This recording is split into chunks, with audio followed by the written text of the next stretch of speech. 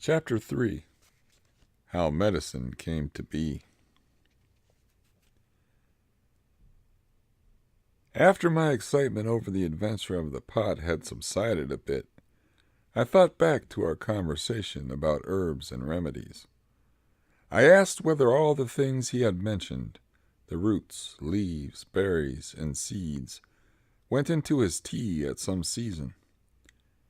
He seemed surprised and said that they did not.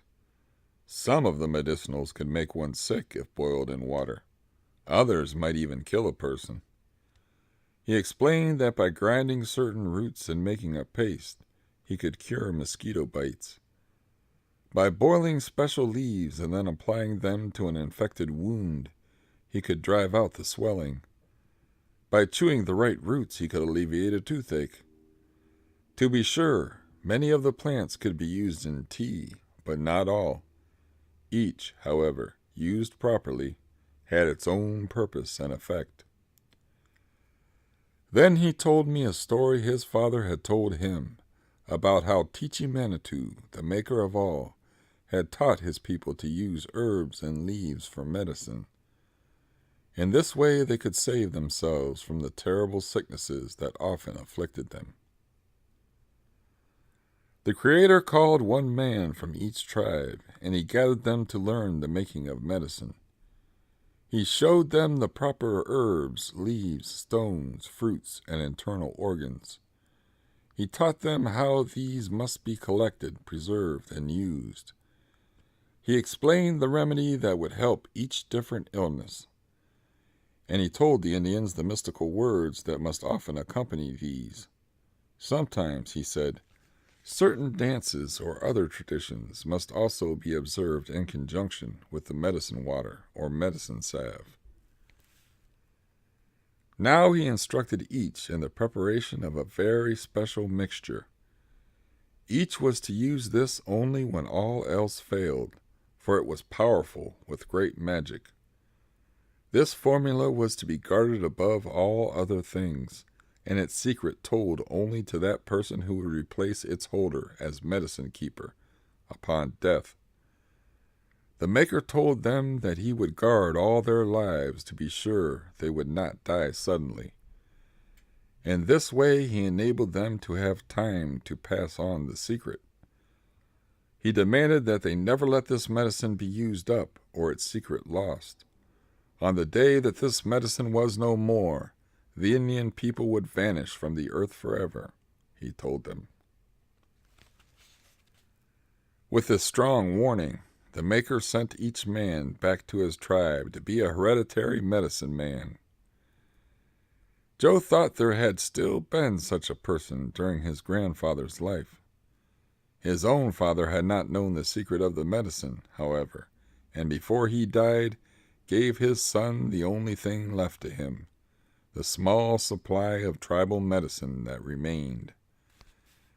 Joe showed me a small clay jar with a plug of melted wax sealing it. This was all that was left.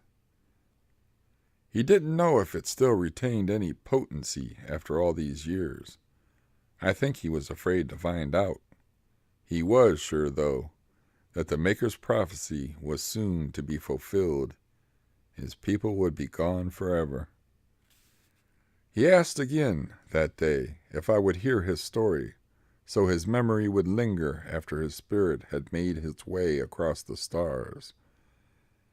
This seemed very important to him, and I agreed for the second time. Just as he had done the first time, he quickly changed the subject, and we spoke of other things. I thought it might seem impolite for me to remind him, so I did not. It was to take 3 askings before Joe actually undertook the telling of his origins and the deeds of his life. I don't know whether the number 3 had any significance to other Algonquins, but as time passed I learned that it had some magical connotation for Joe. Things that occurred in 3s or multiples of 3 were always omens or signs for him. I kept thinking about this story and wondering if it would ever come. As the months passed, Joe told me many stories. He seemed to enjoy the telling of stories, and he was certainly very good at it. Often he would wink and smile, saying he had a short tale if I wished to hear it. Once I pointed out that the Great Spirit might become angry with us for telling stories during the summer. Joe, after all, had warned me that winter was the only proper time to tell stories. He grinned and said that these were no longer the old times, and he was sure the Maker would overlook the telling of a relatively unimportant story. He also predicted, quite accurately, that this winter might be his last, and stories untold would never be told again. I was sad to hear him say this at the time, but with the bliss of youth upon me, I felt quite sure he was mistaken.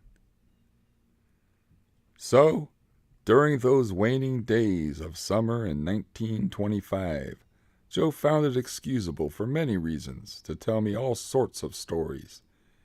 He also made time to instruct me in any of the ancient ways that seemed to interest me. He said it was good that I learned Indian ways, for being Indian should not be lost completely.